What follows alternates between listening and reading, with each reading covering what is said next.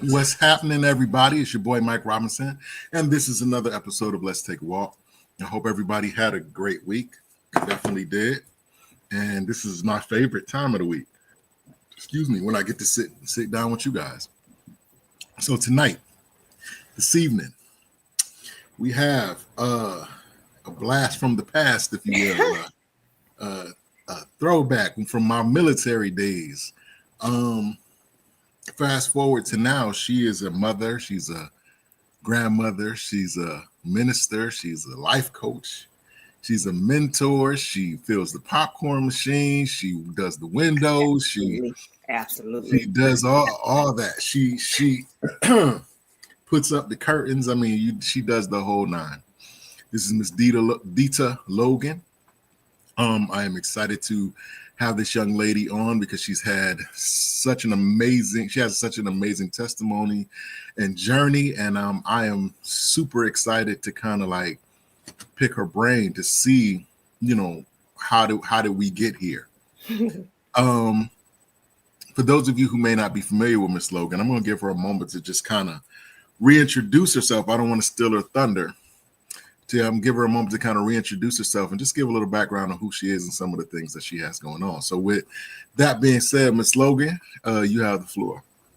Okay, so the very first thing about me is, even though I find myself in the forefront a lot, I really am one for the shadows and very humble. So this is probably going to be the most uncomfortable part of the segment, is talking about myself.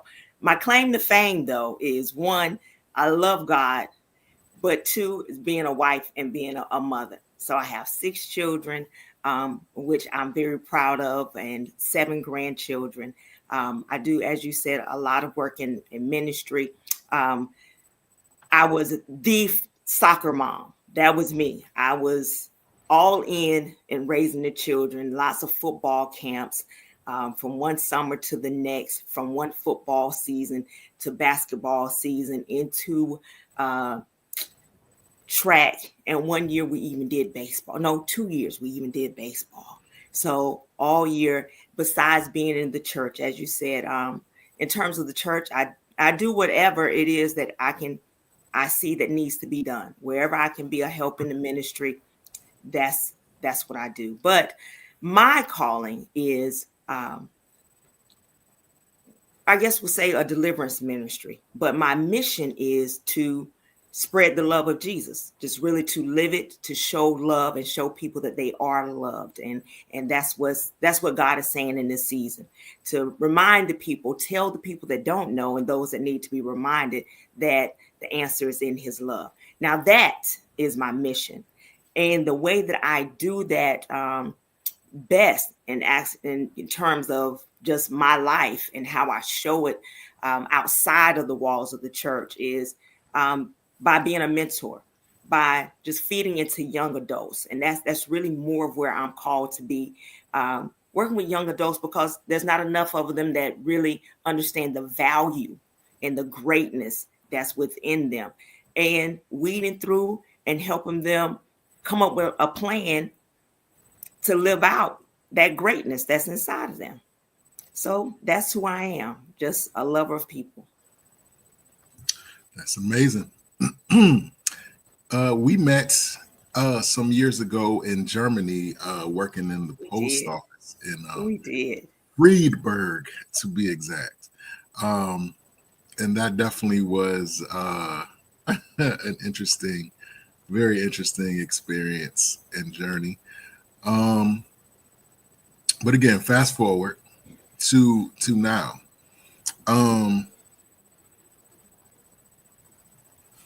As the kids say, from then to now, this ain't that. You know what I'm saying? You are not the same individual that I came to know in those times. And let's just jump right in. You talked about being in ministry. Mm-hmm. As you know, being in ministry has a lot of different definitions. It comes in many different forms. What made you Was it one specific event, or was it like a conglomeration of events that brought you to, where you are now? What was the defining moment that said, okay, um, I'm supposed to be in some form of ministry? So, a lot of people have all these deep moments, these impactful moments where, they have the whole bright light. And that was not my story. People say, go back to the moment when you were saved. I don't even remember that particular moment. Things just happened so differently with me. I went to church and just locked in. Not locked in terms of all of a sudden I'm saved, but I don't remember that moment where I just said, now, okay, God, I hear your voice calling me. It felt like what was missing. And so that's what I mean by I dove in. It just was no turning back. It just felt like where I needed to be. It felt like where the pieces that were missing in life were. So I was drawn in. And so that's what I mean by I dove in from that point. So from going to service, then it was Bible study. Mm-hmm. Going in, learning more, that drew me in. And then when I began to work in ministry, that drew me even closer in. So, and the things is and I think too that what people miss, you go in and you start looking for something new when God wants to use what's in you. So I praise dance, one of the many things that I do. So that was something I did in high school.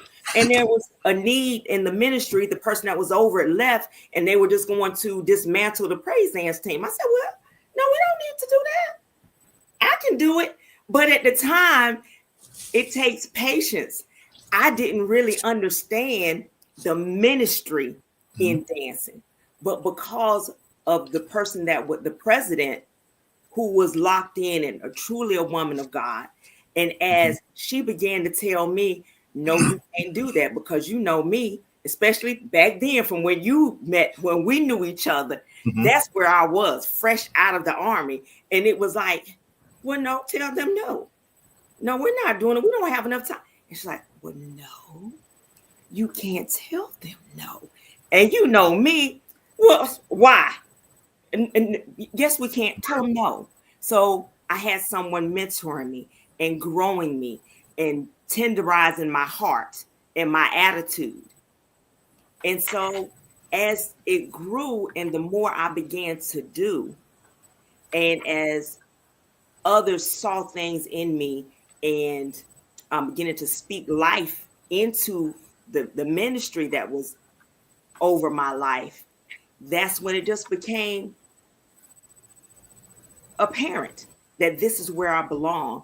And that pull of trying to mentor people, again, it just became natural. Now, that thing about preaching, that was a little different. It took somebody saying, this is what you're supposed to be doing. It's just like, okay, all right, God. All these dreams and people coming to me, and I'm asking, God, what should I do? Where do I belong? And it took a private coming to me one day because I'm a DA civilian, saying, I had a dream about you.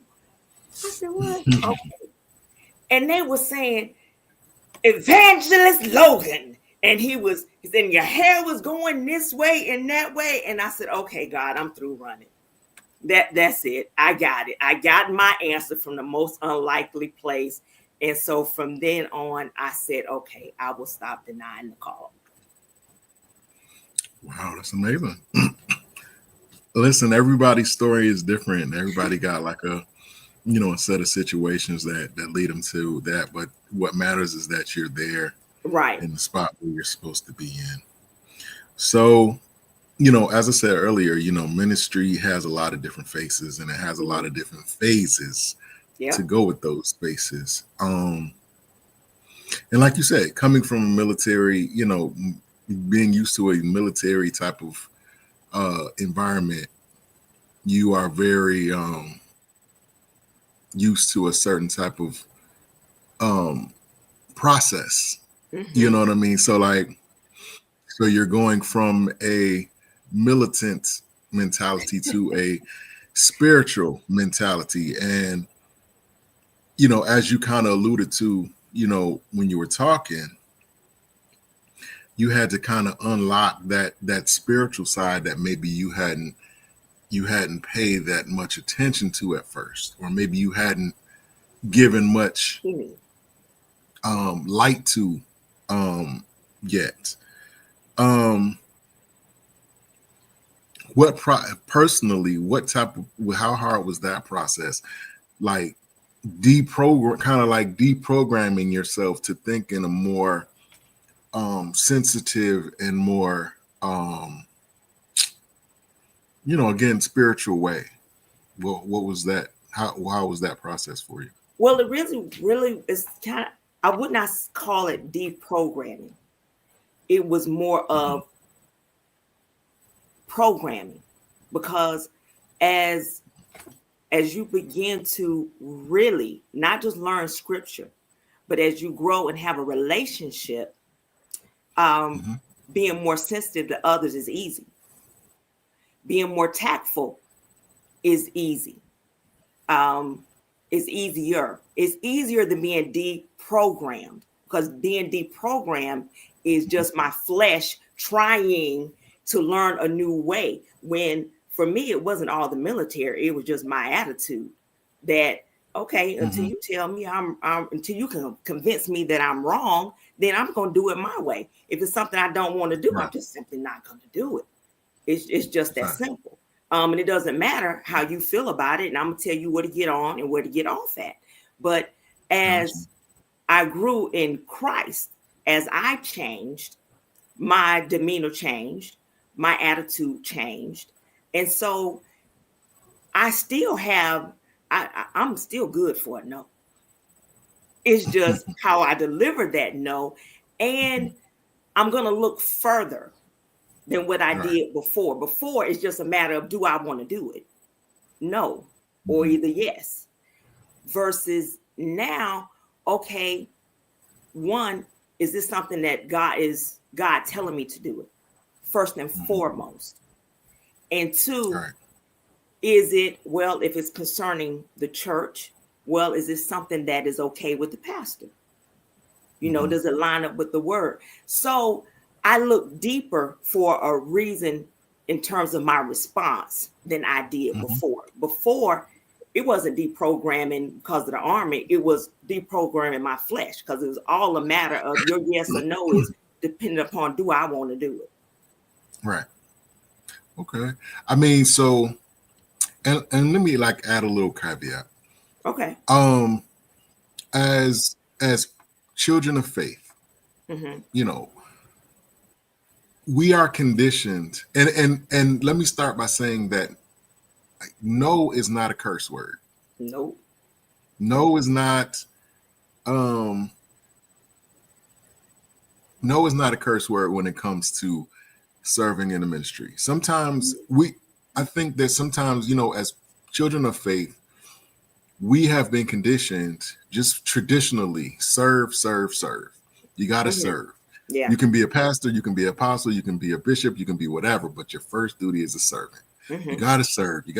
And then, and what that, and while there's great validity to that, there is also a level of discernment that goes along with that. Absolutely. So you don't do everything just by virtue of the fact that maybe a certain person is asking you, or a certain ministry is asking you, or or the intent of the individual that's asking you to do a certain thing.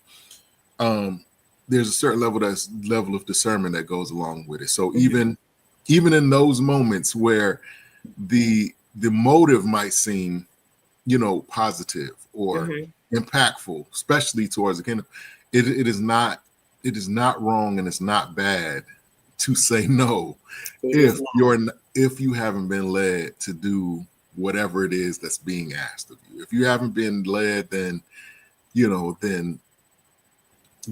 should. Appropriate. Yeah, you should let that be, because the word says that you got to let your no be no when your yes be yes. So yeah, you got to say it and mean it. Absolutely. And understand that, it's not with malicious intent that you're saying no, but it's because you have not been led, or you have not been instructed by God to do whatever. You know what I mean? And I just wanted to kind of like sprinkle that in, because sometimes I think that we get caught up in that. Look, like I said, just by virtue of being Christians, just by being, kingdom people, you're expected to do everything, like say yes to everything. And that's how people get burnt out. Yeah, no is extracted from your vocabulary. And then they act like, okay, well, it's not Christian for you to give a straight answer. Right. No, you asked me a question, and it's just simply is the answer to the question. Right. So, and you can't just say yes to everything. In any facet of your life. That includes the church, because the answer is not always yes. And that's how you find yourself with compromise in the church, because we're saying yes to everything. And sometimes you just definitely should just say no. Right. That's a fact. And, and it go and on both ends, the person that's asking and the person that's actually saying no should have a level of understanding of that whole principle that you're talking about. The person that's asking, if I ask you to do something and you don't feel led to do it, you honestly don't feel led to do it, God is not telling you to do it, or he's telling you not to do it, then I should have a level of maturity and understanding to say, okay, I'm not offended that she's saying no. You know what I'm saying? I understand, and I'm going to move on to the next person, or whoever, or am I asking God, like, did you even tell me to ask her specifically anyway? Like, or was that you asking or whatever? But that's a whole, that's a whole thing. That's a whole nother episode. Right. So moving along to life coach. I've had several life coaches on this platform. Okay. And I always like to play devil's advocate, if you will, when it comes to that. When a person looks at someone who says that they are a life coach, the question that comes to mind is, what makes this person think that they could be a life coach? What makes this person think that they can give me guidance, or show me what direction I should go in with my life? It's almost arrogant to even call yourself a life coach, as if your life is more together than mine. Okay. Now, based on the way you frame the question, that does come with complete arrogance. But so that depends on the perspective or the approach of the life coach.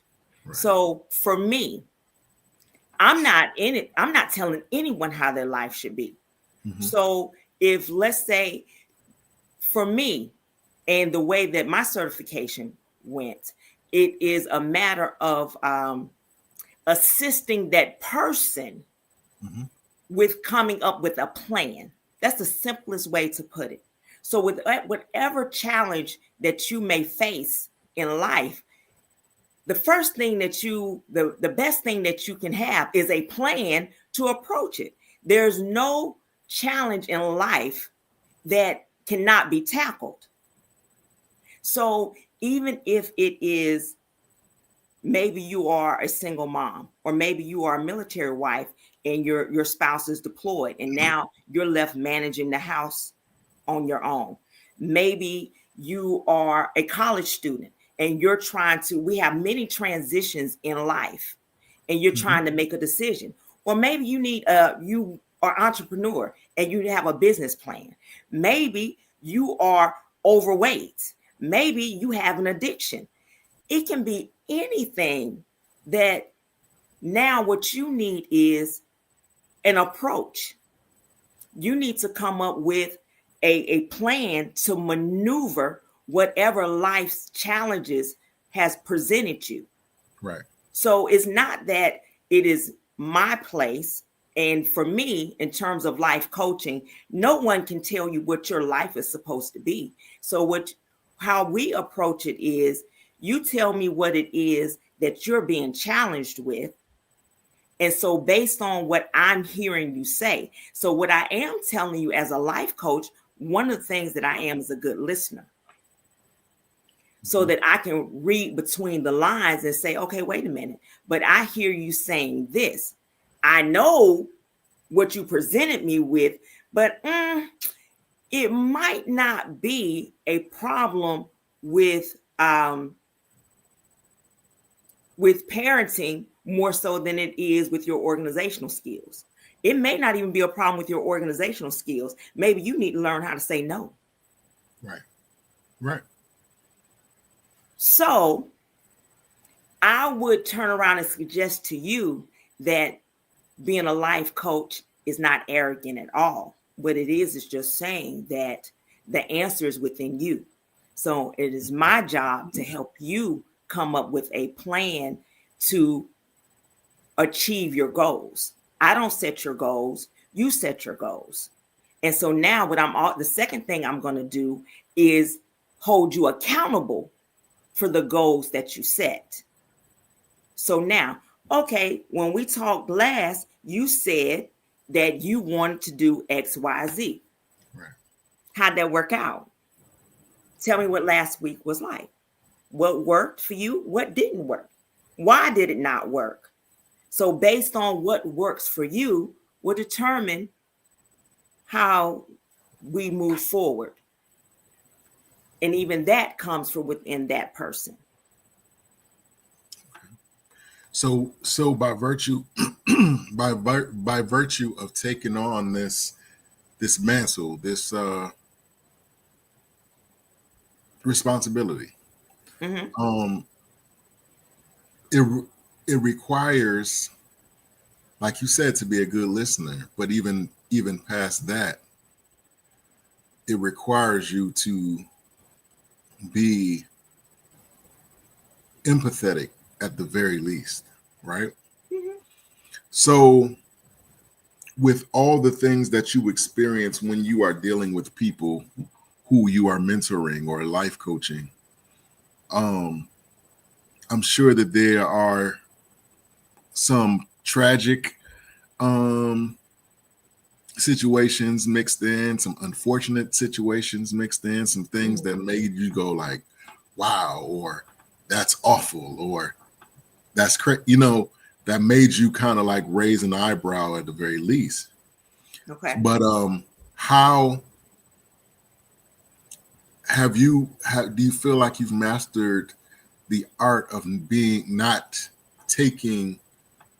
internalizing the things that you are hearing from the people that you're life coaching, like the circumstances? Like, have you mastered the art of not taking your work home with you? And if you have, how? I don't know anything that we've really mastered in life, unless you're a professional football player or sometimes, to that type of arena. But when it comes to emotions, one, I would say not mastering that is what makes me or someone like myself more effective, because it's not just a job. And even though I might not have a conversation with you and quote scripture, the Holy Spirit is in me. So it's in everything that I do. And so when I walk away, even from a job, then I find myself praying for people. Mm-hmm. So I got to take it home with me, because it's the soul of a man that matters at the end of the day. Right. And Right. in a position like this, for me, it's ministry. It's what I'm drawn to. Pulling people out of struggle, allowing them to be free, and not being tormented mentally and emotionally so that they have stability in life. So when I empathize with you, I still need to be able to feel it, because am I really empathizing with you if I don't feel it?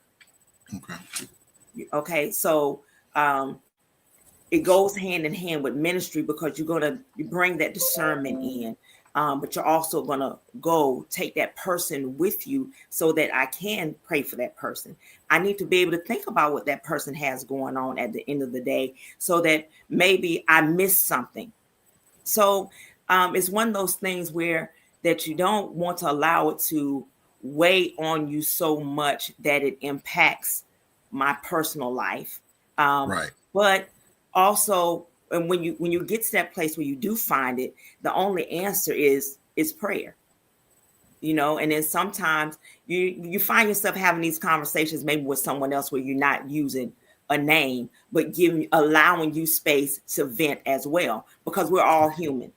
You can only compartmentalize so much. So just to take a second, Nancy Townsend said, hold on, she said, I think that is themselves in. I'm not sure what she meant by that. Because sometimes when you're asked to do something, you have not been led by the Holy Spirit to do so. You think you have to do it when it's not your wheelhouse. It's not your calling. And then some people will take on an assignment to be noticed and to have the reputation that they're involved in everything. Sometimes it's just good to sit back and stand still. There's so many different motives as Christians that we as Christians use when we take on assignments that we have. Okay. Yeah. That's true. I mean, we've seen that, the person that is on every committee and they don't have any balance, they're stressed. They don't have their home ministry in its proper place. When you're involved in so many ministries, because you haven't given that proper no, or you're not operating in your calling, well, now one of those ministries is lacking, because you can't give it the time that you need to pray. You can't be there and give 100% because you have this overlap. So now somebody is not getting everything that is required or should be put into that particular ministry. That's a fact. That is a fact. You're a mom and a grandmom and a wife. And that in and of itself carries a huge amount of responsibility, because you're dealing with separate relationships. And I think that people kind of like get that mixed up. You have people who will think, okay, well, because we take care, we live in the same house, we take care of kids together, then it's all encompassing, but it's not. You have your relationship, you have your parenting relationship, and then you have your marriage relationship, where it's just you and your husband, the relationship that you built absent of everything else around you. So with that being said, there are many, like I said, relationships that you have to manage. Husband, wife, mother, son, mother, daughter, mother, granddaughter, mother, grandson. You know what I mean? Grandmother, granddaughter, grandmother, grandson. So many different, responsibilities or relationships that you're managing, not to mention the relationship, as you alluded to earlier, that you're trying to build with God. Okay. You know what I mean? These are all, and don't get me wrong, they're connected, they're intertwined. However, they all have unique, have their own unique needs. How do you manage that? Like, what role does your, I guess what I'm asking is, what role does your family play in everything that you've been able to do and accomplish, and the mantles that you have decided to take on, and walk full strength in? What role does your family play in it all? They are the role that they play, in most cases, teammate. So I've had great leadership. So first church I was in was in New York, and this is my second church. I only changed church because of doing a PCS move. And what my leaders have always taught me is God, spouse, mother, so your house, then your ministries. And so it has always been in that order for me. And one of the ways that I can say that I'm a great wife is because I'm a good mother. My husband doesn't have to worry about, has never had to worry about how the children are being raised, how the house is being kept. Then ministry. So home is taken care of first. Then my ministries are taken care of. Because even right now, they know football season, I don't care what program is being held at church. If somebody's on the football field, or if someone is singing in the choir, if they have a drama program, that's where Deeta is going to be, because at that time, that is who I am. That is my ministry. And with the things that I do at church, because of the close knit of the family, we support each other in everything that we do. The siblings, hey, if your brother or sister has something going on over here, load them up. We're all there. Same thing at church. So if there's a project, we find they're there. We're supporting each other. So because we're all drawn in, you know, the saying, as for me and my house. Right. So they're there. So it's not as though I'm absent, because one of the things that I have prioritized is always being present in my husband and my children's lives. So when it is time for my ministry, they don't feel like they're being left out, because I've always been present and I give them their time, and I make sure that I'm always their mother. And so, and as I've grown in the church, I have taught my children. They know that even because they praise dance, they're in the choir.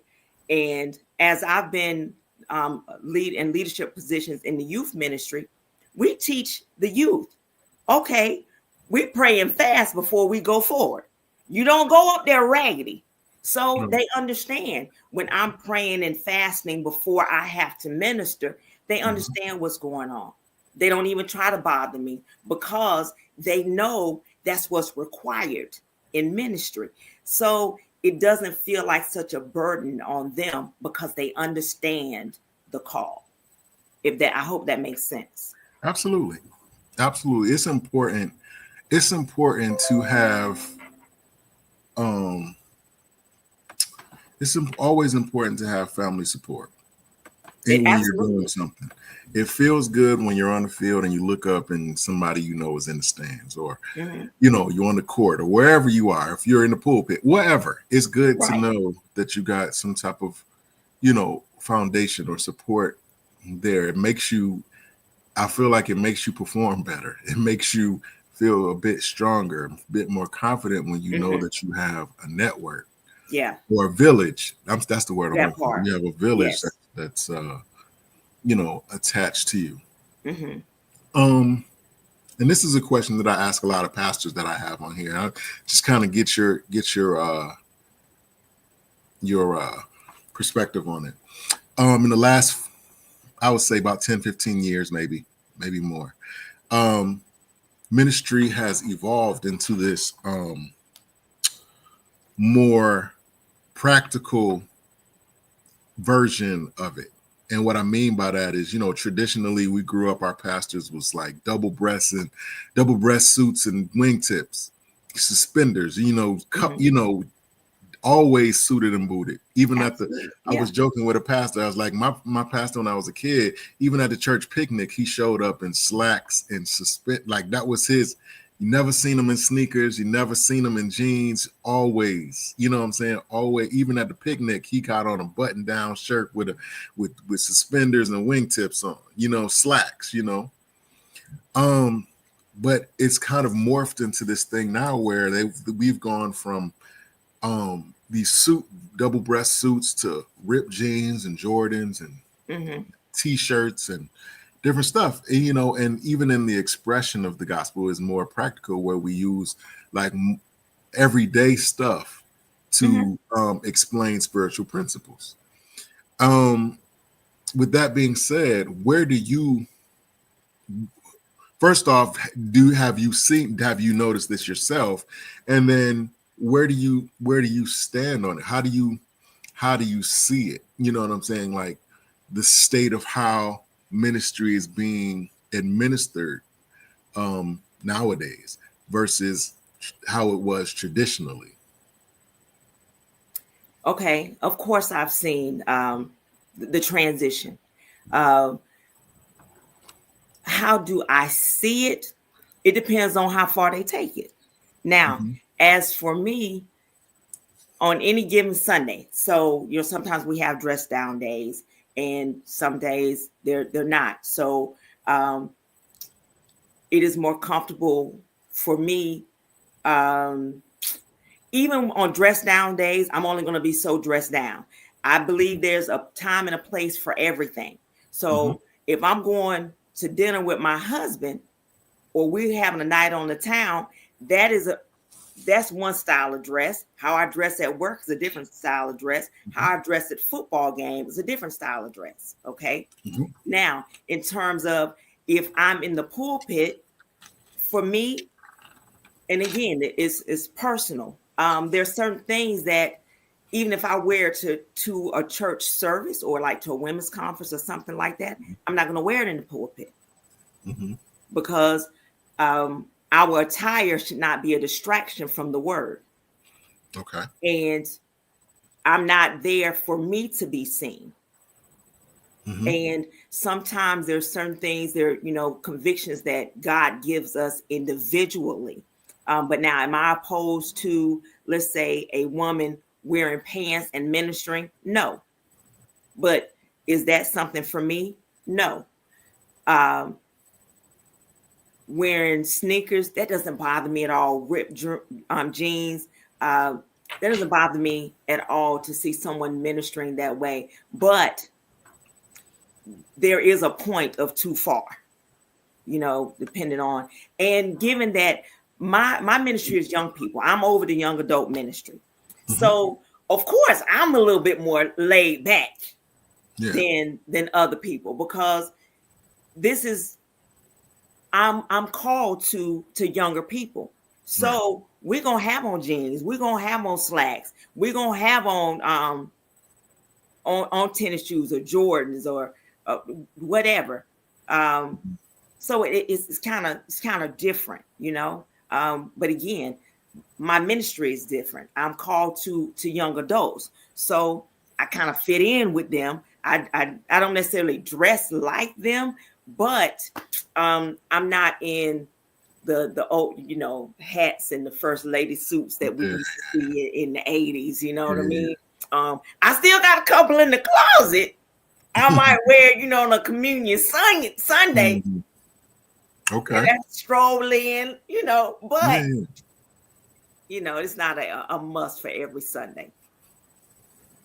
Okay. And I do think there's and when you say where I think it fits in ministry now, because of we're not supposed to conform. I'm not saying that we should conform to today's society, okay, and what everyone else is doing. But we have to come to the realization of there is a middle ground where that as things change, if we want to reach a certain population and pull them in, there are some things that we have to do differently, as long as it's not compromising the word. Right. And me having on a first lady hat is not compromising the word. So I can't expect to go to the YMCA dressed like that, or go into the high school and think that I'm going to get some young adults or teenagers to feel comfortable with me and think I know where they're coming from in their plight in life, when I'm walking around with this big brim hat on. Right. So Understood. That's something, like I said, that's something that I'm always interested to know from people who actually are in ministry, how they see, how everything is expressed, even the way messages are preached. You know what I'm saying? Nowadays it's more of a reasoning / motivational, more, and again, more practical. Like they might use this hat to express some type of, like I said, spiritual principle, as opposed to just going straight from, Leviticus, or whatever. Well, I mean, it just, again, that we have to be careful not to try to model someone else's delivery. Right. I can't give you the word the way that G.E. Patterson does if that's not my natural style. You know what I'm saying? Right. I can't be someone else. The only way to be the most effective is to be exactly who God called you to be, and to deliver that word the way that He's given it to you to deliver it. And there's some people, because they have a teaching anointing, that they're going to teach the word, versus you have that person that they get a little more excited and they're going to hop around and give you some breaths. You know what I mean? So right. they got to give it to you that way. But then you got somebody that kind of like me, I'm a little more practical. Right. And I'm going to use some terms that the young people using, because that's just what I use every day. So that's what I do when I deliver the word. Right. Okay. I got you. So I'm trying to fit, because we only got an hour. So I was trying to jump around and try to fit everything I could in. But this is something that I wanted to talk about. It's a really serious subject, I'm sure, for you. You are an organ. You're the recipient. You're right. You are an organ donor. Yes. You are an organ donor. Talk about the ultimate. I mean, I don't know, other than childbirth, I don't know a more awesome thing to do for a human to another human.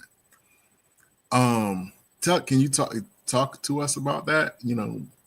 Or just the whole situation. I mean, it's okay. Short version. So now, like you said, we only have a few minutes now, but let me say this first. I really don't feel like I did something so great. And I do understand. I do understand the sacrifice, and I know how it feels to the recipient. But for me, I feel like I only did what God wanted me to do. And then I'm honestly not trying to sound deep, but it's not something that I just want to do. I'm just not that. I am a giving person. I'm gonna be honest with you. I am. I do give, but it was never on my list to give anyone a kidney. I'm just not one of them people that's out searching, seeing who can I help in that regard today. So it was just one of those things that God orchestrated. I mean, it really was God. And actually, it really was a great segue, because we've already talked about me and my thought pattern, how I've lived my life in terms of parenting my children and being there for them. And I'm the same way with my grandchildren. So on this faithful day, this one Saturday, I was supposed to go get my hair done. And I did. I had an appointment. But I'm natural. So I typically don't go get my hair done. All of a sudden, I just decided 1 month, all of a sudden, I'm going to start going back to the salon. I only went 3 times and I have not been back since. And that particular Saturday, my granddaughter had a dance performance. It was practice, and they were finally letting us go to the practice. And it was like, oh, I'm supposed to go and be with my baby today. But I never canceled my appointment. And like I said, everyone knows I'm there. If they have something, I'm there. I live the same way for my grandchildren and show up for them the way that I do with the kids. And so I went to the appointment, but I showed up, and Apostle Counsel, she's our stylist. She doesn't have a traditional shop. It is designed for one person, 2 best. She never overbooks. I walked in and there was 2 people in there. I'm like, okay, well, what's going on with this? But okay, I'm gonna sit down. Well, another person that was there, has been doing her hair for over 15 years. In some kind of way, something went wacky with the color. She's been dyeing this person's hair, which she doesn't mind me telling, been dyeing her hair for 15 years, same color, and it messes up. But watch this. She was actually an organ donor recipient. Oh, wow. Okay. Okay. So the other person that was in the room, so she's trying to figure out, how do I fix the color of her hair? The other person ends up, we finish with her, she leaves. Well, I have to minister the next day. So I'm not really paying attention. I'm not locked in. And my revelation later was that was part of the plan. I couldn't be in my flesh on that day. Mm-hmm. So they're talking and trying to figure that whole thing out. And someone else walks in the room. And Apostle Counsel is having a conversation with her, greets her, and said, "You just finished with your treatment?" And she said, "Yeah." And so I instantly just knew, she was in dialysis. And so she goes and she sits down, and I'm listening to music. I'm sitting there trying to figure out, okay, what is it I'm supposed to do tomorrow? I'm not listening. So I hear them kind of talking. And then she was like, "Okay, come on, you get in the chair." I said, "No, let her go before me." Because I knew, like I said, I felt like she had just come from dialysis. And right. So I'm still sitting there. And then I'm like, I'm listening. I think she needs a kidney though. And so I kick Maria, because we're friends like that. She nodding off. I kick her. Yeah. I said, "Hey, tell your testimony." I said, "I think she needs a kidney." So I'm thinking this is just going to be their moment. So I go back minding my own business, trying to see what it is that where God wants me. Mm-hmm. And sure enough, she needs a kidney. She gives her testimony. I'm not listening, not paying attention. And Maria prophesies to her and said, "It'll be less than a year before you get your kidney." Because she said, they told her you're going to be on the list a long time. And so they said, "Why?" And so she said, "My blood type." I'm tapping in and out because I'm not listening. And then so I finally says, "Well, what was your blood type?" And so she says, "O positive." And I just said, okay. I go back into my zone. But meanwhile, I text my family and ask them, "How would you feel about me being a kidney donor?" And wow. I got some yeses.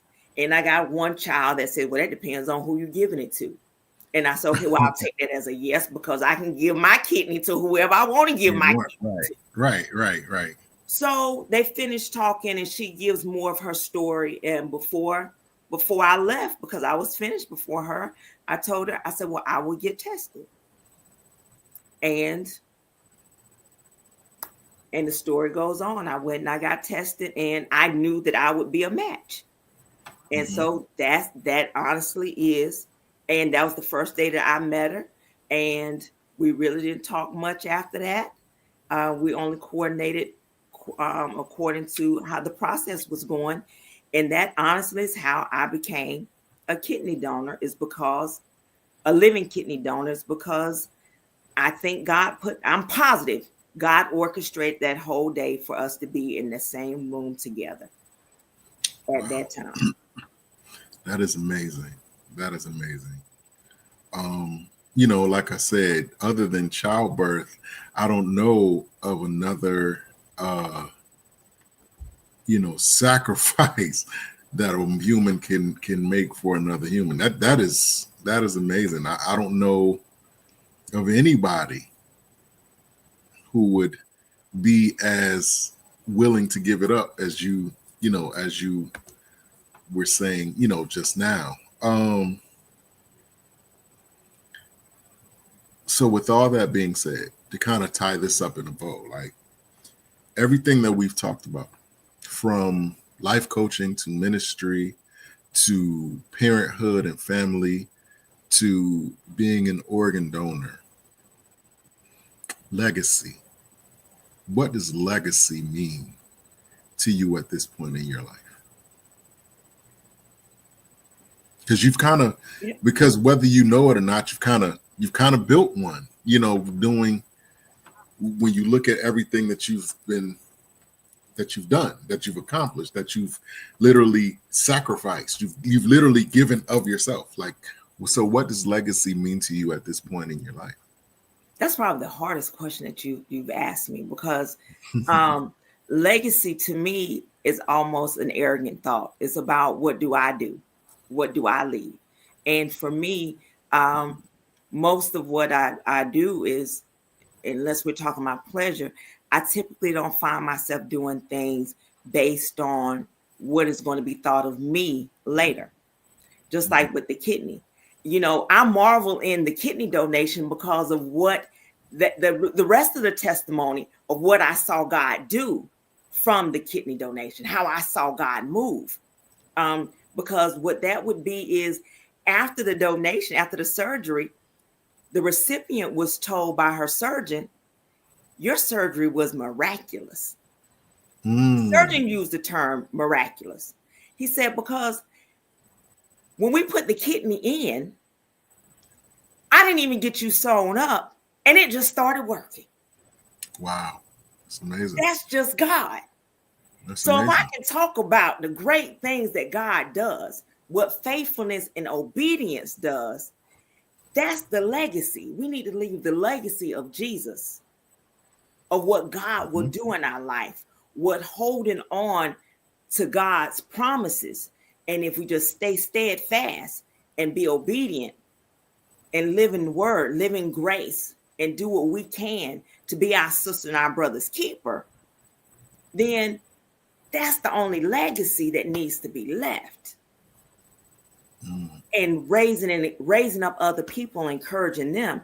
And so, I mean, that's just the best answer that I can give you in terms of legacy, because that's all that matters to me. Okay. That's absolutely enough. That's absolutely enough. I have two questions left for you. The first one is this. And it's a bit more lighthearted than what we were just talking about. But I said it's a bit less. It's a bit more. Okay, let's go. Give it to me. Let's go. I'm ready for it. Then. What have you found to be the most common misconception that people have about you? People tend to go off of first appearances.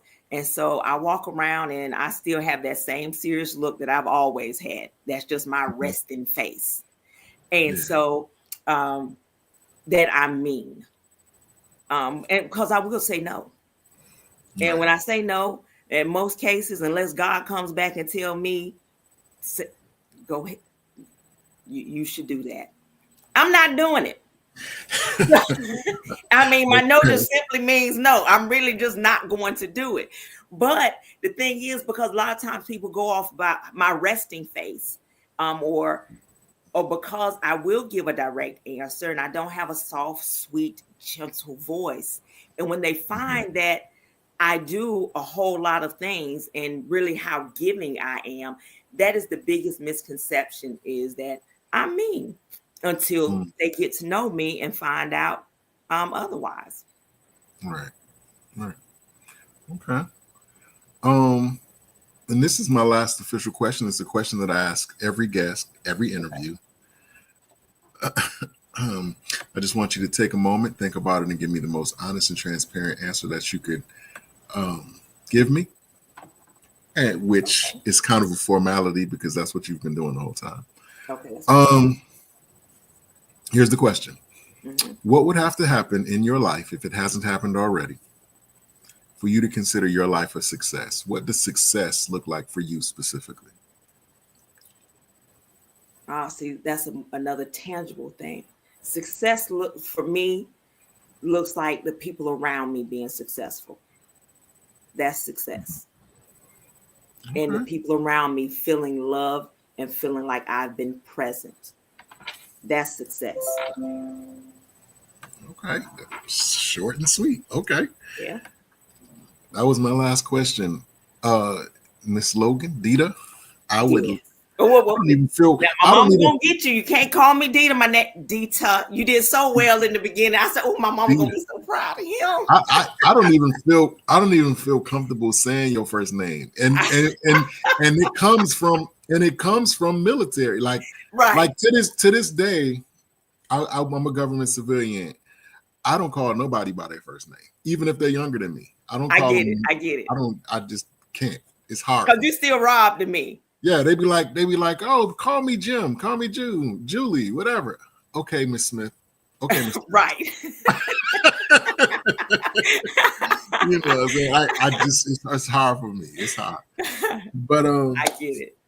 But again, I thank you for coming on. I thank you for being so transparent. I feel like we just scratched the surface, so we got to have you on again very, very soon. I think we need to touch more on the whole organ donor thing. I think more people need to hear about that, because I definitely was blessed by it, and I'm sure the people that watch this and that will watch this will be blessed by it as well. Okay. What do you have coming up? Is there anything coming up for you, like speaking engagements or? Yes, that I am. God has sent me on a crusade. It is to spread his love. And the first stop is in Panama City, Florida, from December the 11th to December the 13th at Daffin Clubhouse, Daffin Park Clubhouse. And so, yeah, I mean, it's just hopefully not just one denomination, that all members of the body, and saved and unsaved, so that they can hear about the love of God. Love of Jesus. And so that's what I have coming up next. I'm very excited about it. Shout out your church right now. Shout out to Trinity Full Gospel Ministries in Fayetteville, North Carolina, 6120 Ramsey Street. Oh wow, you're only a couple hours away. I live in Hampton, Virginia. Yeah, that's it. When the gospel is being preached and people are being loved. Just a little church on the side of the road, loving God and loving people. That's amazing. That's amazing. Okay, again, I thank you for coming on. I appreciate everything that you shared with us. And again, I definitely want to have you on again. So this is an open invitation to come back as soon as possible. Let me know, because I love to talk about the process. Absolutely. Thank you.